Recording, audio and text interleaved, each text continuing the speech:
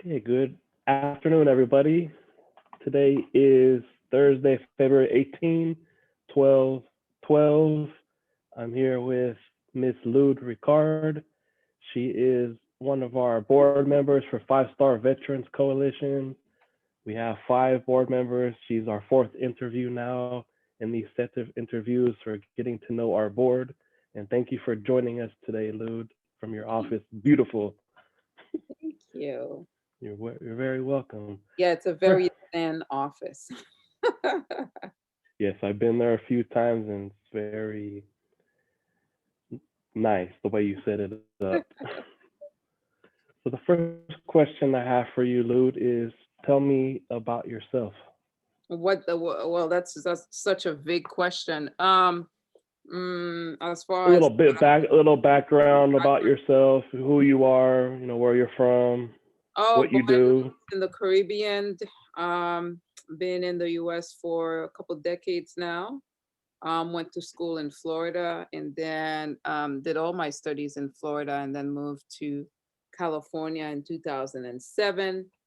Been working with veterans as a physical therapist since 2005. So it's been many, many years. And then 16, yes. yeah, yeah. It goes by very quickly. Um, and then I've worked in different settings, but then I found myself having my own clinic and working hands-on with veterans the way I like to practice. And over the past few years, I've been working with some of my clients, helping them with their VA disability benefits and really studying and knowing the ins and outs and the key points about, what the VA is looking for in terms of nexus letters and DBQs and whatnot, so that the veterans, when they do go in, they have a much more significant chance of getting their VA ratings increased. Um, Other than that, I what I enjoy health and wellness. My prior years before being a PT, I was an active fitness instructor, step aerobics instructor, kickboxing instructor, and so I'm very much well into health and wellness. Um, my tie to the veterans community is first I worked with the for the VA in Buffalo, New York for a short little while back in 2005, and then fast forward to here, got a contract with the VA working and taking veterans, and then my husband happens to be a veteran, so I've been just sort of pushed into the veterans arena, whether I like it or not, and I've been doing that ever since. Um, yeah, there you go. Thank, thank you. I was about to ask the question, what brought you from the transition to Florida from California, but you just answered that. So thank you. Yeah. And thank you for what you're doing to provide services, for not just our community, but especially our veterans who need the most help with all the sacrifices that we have made in life, and for being such a passionate person as yourself, Lou. Thank you for everything you do and for being working with us as a board member for Five Star Veterans Coalition, and Yeah. for your husband's service as well. Thank you. Thank Yeah. him. Yeah. It's been fun. It's been The fun. next, thank you. The next question I have for you, Lude, is what makes our organization's mission statement powerful for you? Well, anything that deals with helping veterans is of a huge importance to me. So immediately that was one of the hook. And I think the other thing is meeting you personally and know of your, personal backgrounds and struggles. So I know that you are vested in it. There's a lot of organizations out there and it starts and then things kind of drop off and becomes, in disarray. But I feel like for the group of people that I've met, that there's a very high chance of you guys are committed to your mission, and that's admirable. I don't know if that answers your questions, and also That's your vision of going, not only addressing the needs of the veterans here locally in San Diego and California, but I think your vision of going internationally and trying to help as many veterans as you can, whether they are here on US soil or they're they are in a different country, because once a veteran's always a veteran's, right? And I Correct. think there's a lot. I've actually traveled to Costa Rica, and there's a lot of expats living in Costa Rica. I've traveled to many other countries in the Caribbean, and you'll be amazed where Americans go. So and they have needs just like any other veterans, right? So being able to reach Correct. those would be very, very, very important. And so, yeah. And thank you for those kind words, Lude. And that's why, like you said, with my vision, I was realizing that we do have a lot of resources in our own backyard, and a lot of these other communities do not. And here's another thing I've been learning along this journey, that even veterans who live in a different country who aren't American don't have resources, especially related to mental health. So if we can really help those veterans from other countries as well moving forward and sharing our resources there, I think it would be real ideal to help heal this world. So Yes. thank you. Thank you very much. Um, do you have any personal aspirations serving on our board? No, nothing that comes to mind as far as personal aspirations. I think for me, it's more like being able to help the best I can with the knowledge that I have, and responding to what you guys needs are, the best that I can. That would be the best way to answer that question. I have a lot of personal growth and aspirations, but that may not necessarily align with what you guys want. But my goal is to more of enriching and helping you guys with what you want to achieve, and however I can do that with my expertise, I'm more than willing to do so. Um, I also like to say, I think when it comes to mental health and veterans, it's a very, very much needed area to delve into. And a lot of these veterans, if they suffer from acute mental health, they don't seek they don't seek the service, because they're in a space in their minds where some of them are not even wanting to interact or wanting to go to the VA and look for the services. So having organizations that would do the outreach, is of utmost importance, right? And you Correct. guys do a lot of outreach. You guys know a lot of people, and you're spreading the word out. I think more important than having an organization is making sure that we get to go to the people that need the service, right? Um, so that's another reason why I think I'm more inclined to be with you, to join your board. It's for that reason. Correct. And not only that, though, like you mentioned, we don't want to get services in the VA. Most of the time, too, when we do get services in the VA, we end up being in that loop around in that circle and being stuck in that circle. And that just adds more fuel to the fire of our mental health.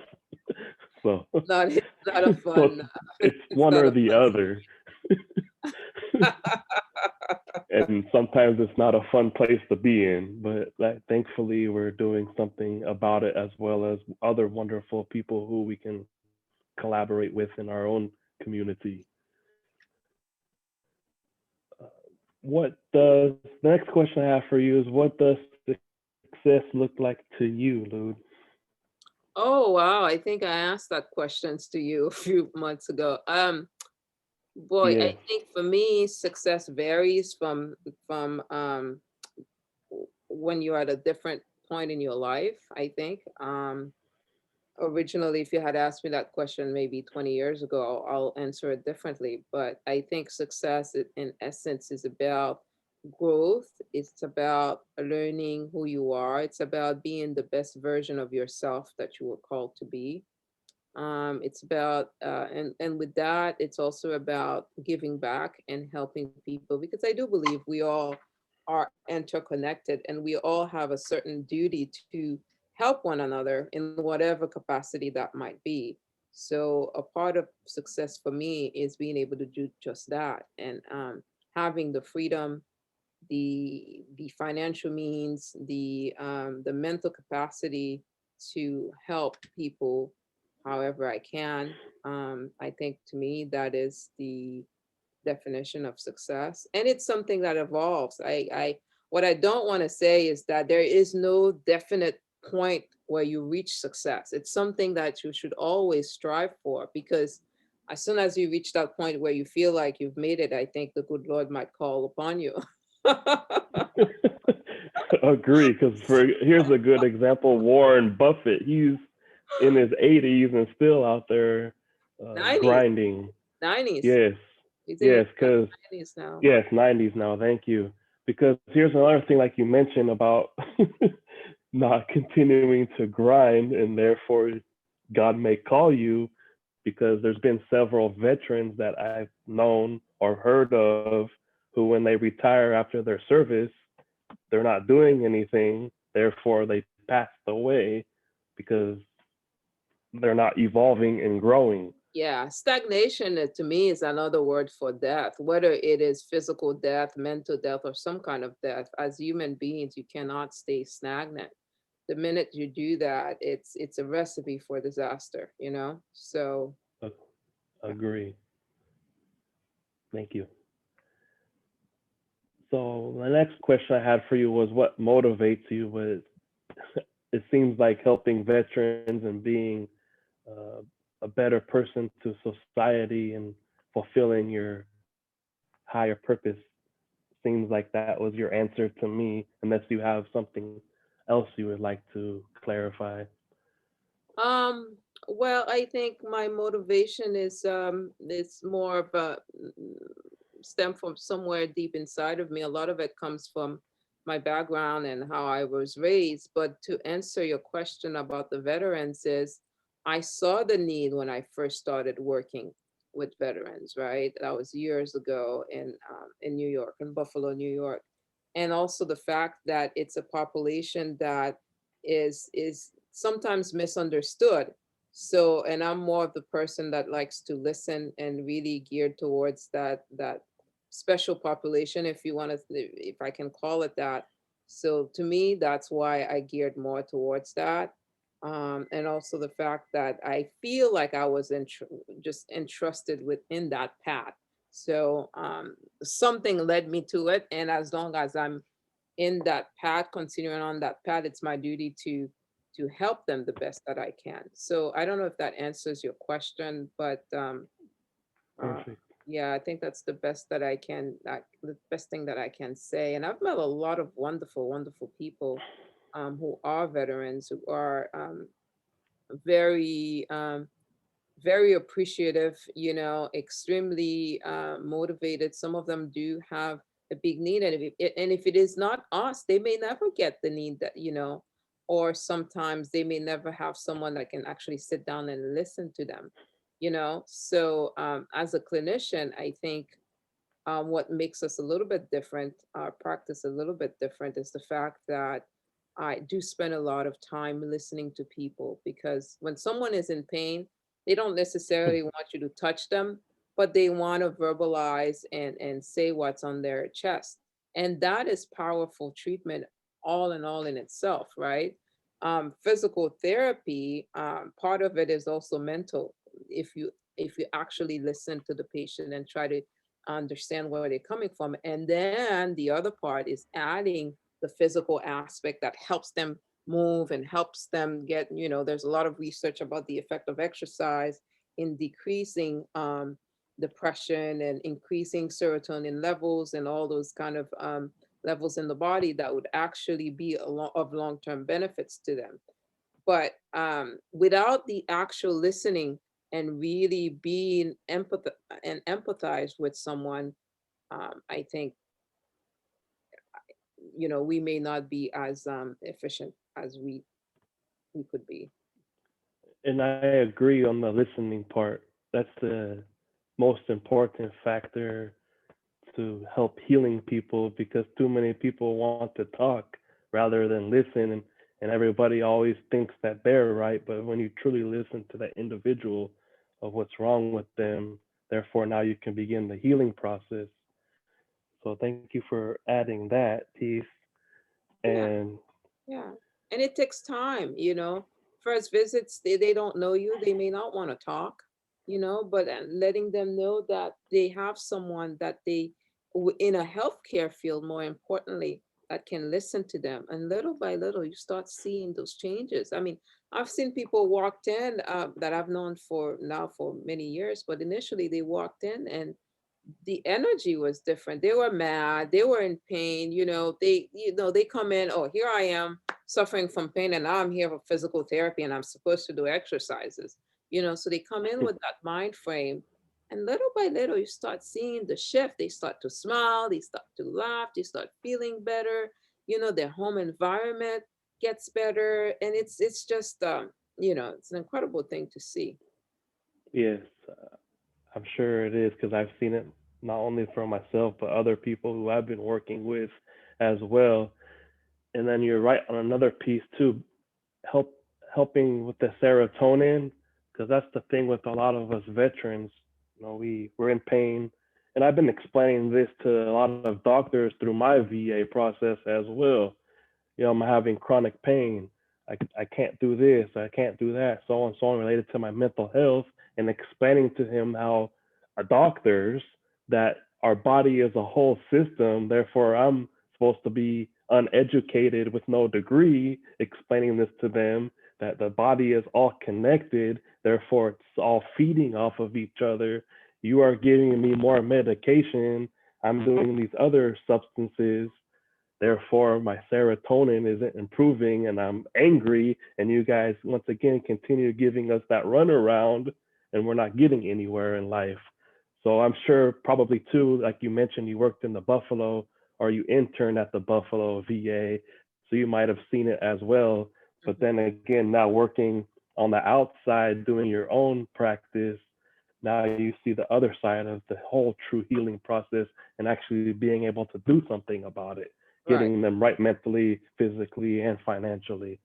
So right. thank you very much, Lude, Right. That's for what's pushed me to have my own practice because there's no way I could do what I do here working in a establishment, right? In a hospital or in a big clinic because first of all, they would not allow me the time and to be able to treat clients like that and spend as much time as I do with them. So I've been truly blessed to be able to have my own practice and practice healthcare the way that I want to do it and the way that makes sense and that I see results with clients. So, not everybody can do that. And I'm very grateful that I've been able to do that for so many years. true. And thank you for not treating us like another number and actually building relationships with us. On behalf of veterans, I greatly appreciate you. And you answered my question very well. Thank you, Lude. So, what special skills can you contribute to the board, organization, and society? To the board, I think it's just basically with the clinical knowledge, I think of what veterans have gone to. I'm not a mental health therapist, but I think when you're trying to help veterans with their whole health and wellness, physical therapist is crucial for that. Um, as far as society, I just trying to be the best version that I can be. That's all I can tell you. I Amen. can't really.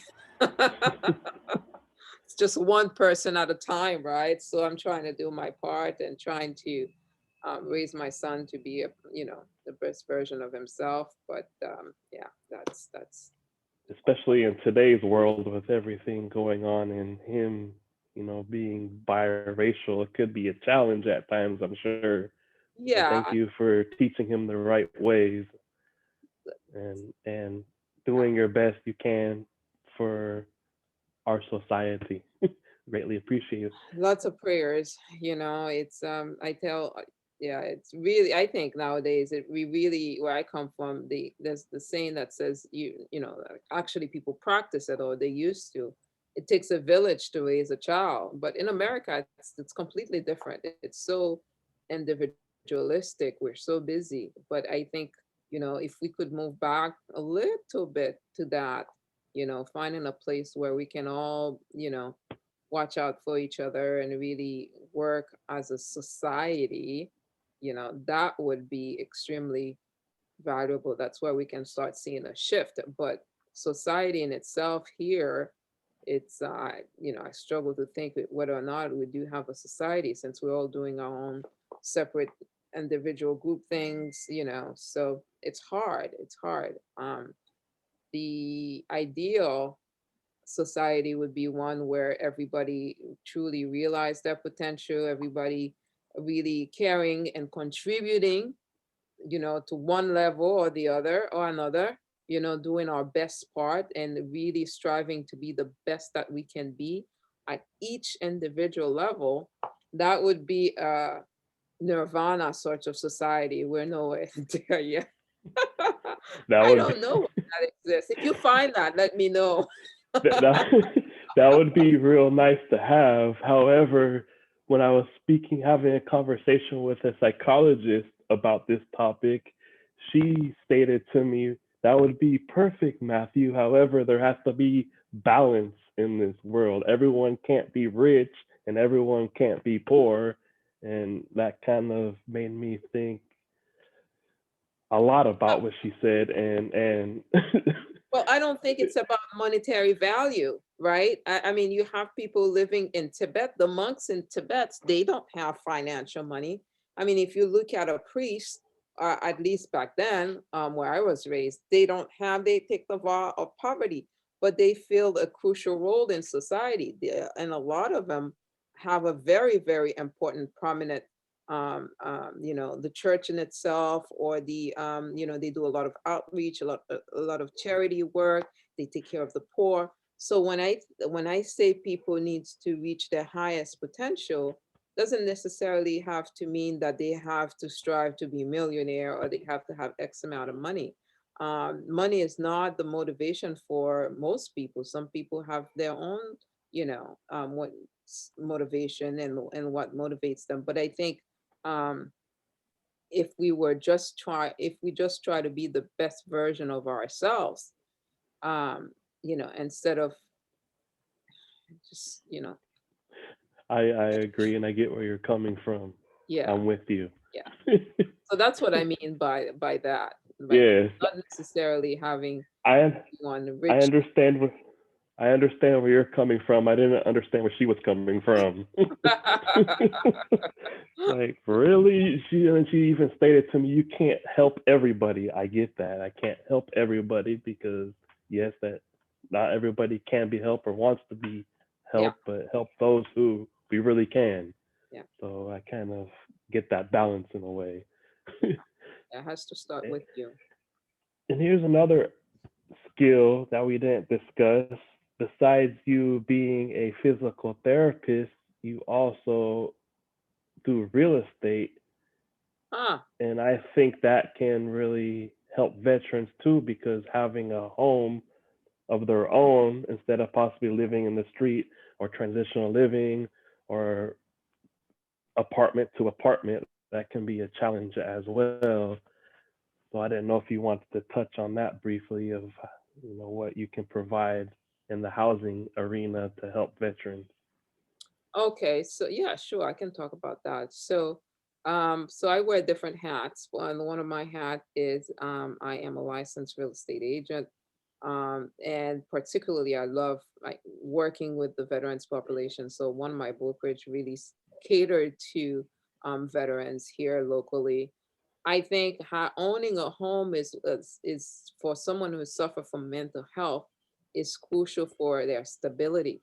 So when you have that home, it gives you that structure that you can come back to day in and day out. So it gives you stability. Therefore, it would help any veterans who suffer from mental health to have a place that they can call their own. And especially when we're talking about San Diego, and the amount of homeless veterans is just almost unacceptable. So in that regards, I continue my efforts to help veterans in the purchase of their own homes, and adding to that, if I can help them get their increase in their VA disability benefits, which in turns will give them income needed to fulfill their mortgage and to pay their mortgage. I think full circle, it's just So I'm addressing the physical health, the financial health, the I don't know, real estate, and all in all. So we'll see how where that would leads. But I think with the real estate, it's also very very needed with the veterans community because some of them don't understand their benefits to begin with, and people get taken aback with how expensive things are in San Diego when we talk about the housing cost in San Diego. But if you can explain to them what their VA loans are and the benefits they can have, they can have an increase in their VA disability ratings, all of that. If you paint the picture, I think that gives them a lot more hope of what they can achieve, and taking them from a place being at the bottom to where they can start seeing um, you know what could be. Correct. And I like how you mentioned it all comes back to mental health, Hmm. and we have to take baby steps, unfortunately, with some individuals regarding getting their mental health back together, because you don't want to just rush it and give them a lot of money or housing or other areas until we get their mental health straight and out first. Hmm. So thank you for providing help in that arena as well, dude. You're welcome. And the last question I have for you, this is what you asked me a few months ago too, but I was Okay. thinking about it and it really does catch my attention is because it makes us understand more of who that individual is by what are your three favorite books and why? Oh, okay. Wow. My first one is the Napoleon Hill book. Um, what Think and Grow Rich. That's a Um, good book. I love that book. Um, the second one is actually it's a yoga book I really like, and it's it's called Yogananda, the Mm. the autobiography of a yogi. That's also a very good book. Lately, let's see, what else did I read that has been very good? I'm actually listening to The Compound Effect on Audible. Great book.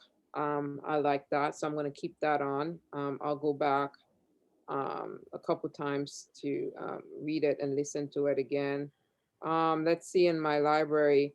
The other book that I just read a month ago that I really like is Kiyosaki's book called the not Rich Dad and Poor Dad. His second book. It's called the Cash Flow Quadrant. So I actually enjoy that much more than Rich Dad Poor Dad. So that's four. And then the other, being a business person, one book that really helped me shift how I look at business and the way I run my business is called The E-Myth by Michael Gerber. Excellent book for anybody who has an entrepreneurial bug or wants to open a business. I really enjoyed and learned a lot from that book. It's called E-Myth, and there's different version. There's an E-Myth Revisited or something, but the author is Michael E. Gerber. Um, you being a military guy, here's another book that I love. It's kind of funny, but I'm gonna keep it around, and it's Never Split the Difference. Great book by Chris Voss, I think is the author. Great book. Chris Voss was, I think he was a SEAL, um, SEAL guy. And yeah, there it is. Yeah, it's by Chris Voss. Never Split the Difference. I think it was published maybe 2 years ago. It was still number one bestseller, but great, great book. Really enjoyed it. Yeah, so I've given you a couple of the ones that I've read over the past year and a half. We have a very diverse collection of Yeah, books. Educate yourself, I think and so. thank you for sharing. And it's interesting because one of my friends, you mentioned the yogi book. Mm-hmm. So that's very interesting because he recommended to me the guy Sadhguru, I Which believe one? is his name. Sadhguru. Mm, So he's a yogi, mhm, and and it's interesting how he relates the yogi, and it's very relates similar to the Bible in a way with what he states. But it's good to hear those different perspectives of leaders and spiritual leaders, and that way we can relate it to our own lives. So very interesting how you're reading a book about yogi.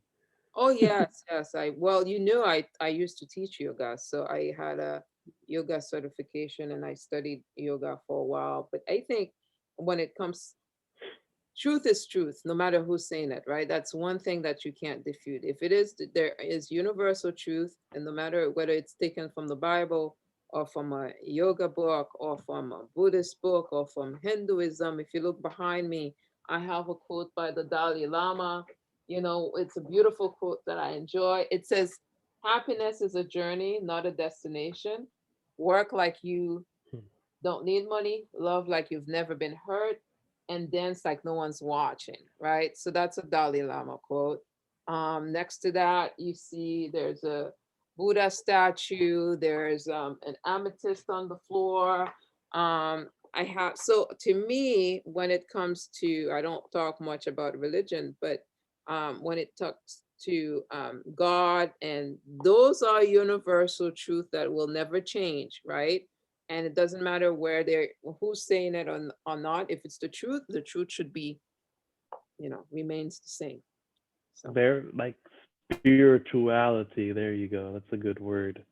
Because I'm very spiritual as well, and yeah, I'm not gonna get into it too yeah, much well, either. I believe there's one God, and He's a very loving God, and I read the Bible. Correct. My mom is a very devout Catholic.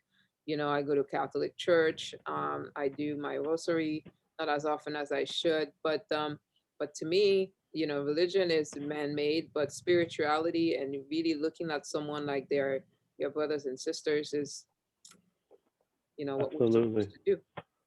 Absolutely. Because growing up, I was brought up kind of both in the Catholic and Christian faith.